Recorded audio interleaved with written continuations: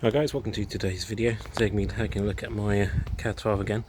For you guys, when I did my video on the channel update, I asked for a bit more long-term review of how I'm finding things. Obviously I've had this bike 2-3 years almost now.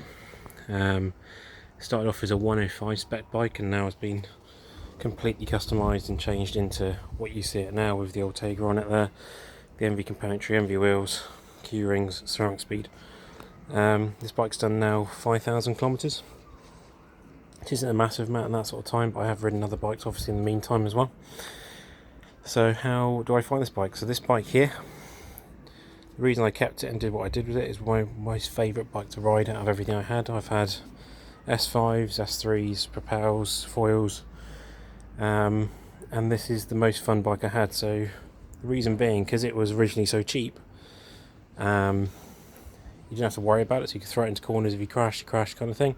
There was an instant where I got hit by a car and I scratched down the top here when it was the old paint job, but now that's all been resprayed. You can't even tell that's happened. So that was a 40-mile-an-hour crash and it sort of bounced back, and I'm still riding it now. When you put a carbon seat post in, the first thing I recommend is put a carbon seat post in one of these bikes. It makes it massively more comfortable. The Save one is a little bit more comfortable than the Envy one. It's also slightly lighter as well. I've only put the Envy seat post on here because it goes with the Envy cockpit. I put here, these seat posts are incredibly hard to come by. I had an opportunity of getting one, so I just got one while I could. But the Save seat post is £100. Definitely worthwhile upgrade to the CAAD12 or Super 6 if you're still running the older Super 6. ALM saddle, obviously this is a demo saddle, do need to buy my own at some point, but this is one of the best saddles I have ever used. I used to use the Arione, which I still do on the race bike, but on my bike I have this here, a little bit of nose tilt down, just to give it a little bit more comfort, but super nice saddle.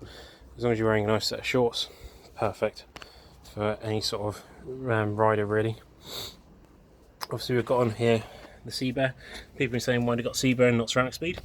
This was £100 cheaper and still spins super smooth and fits directly in both sides. The ceramic speed one you'd have to press in and then use an adapter to use a Shimano crank, so you've got 2 points of contact, which means increased chance of creaking. But this is one system designed for the BB30A, so the spacing is directly right. You just put your crank in and you're done. Q rings, I've put the Q rings on there more for me. I prefer riding with Q rings. I have a really bad habit of sitting in a low cadence. This helps me bring that cadence up. Speed plays, have them because of my ankle issues. Gives me more float, so my ankle's more free. Even at the moment I'm off the bike because of an ankle injury again. This gives me more float and more free feel in my ankle, so it's less likely to cause any issues. I have the rotor chain catcher on here. Always put a chain catcher on your bike. It's especially if you've got a custom paint job, helps keep that paint job fresh and the chain's less likely to drop into the frame. Ceramic speed jockey wheels, I've only really put them on there as a bit of bling. I kind of always fancied having a bike with them on, so I thought what better bike to have them on but this one here. So I've put that on there. It runs incredibly smooth. I would want to do the bearings at some point, the rear wheel and the front wheel, and put a slightly smoother chain on this. It's got an Ultegra chain at the moment, and this drivetrain will be free as anything then. Main point, why did I go to Ultegra and not Dura-Ace? I'm waiting for the new Dura-Ace to hit probably next year.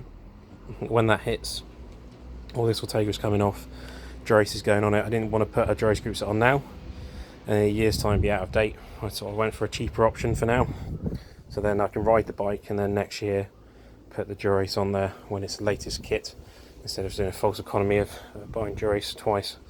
So yeah, bike overall weighs 7.5 kg seat with the deep section wheels. I can get that way under 7 with some nice wheels in there and tub wheels. So yeah, hope you enjoyed a bit more detailed overview, and I hope you enjoyed the video. Please subscribe, comment and like, and I will catch you guys later on. Thanks for watching. Goodbye.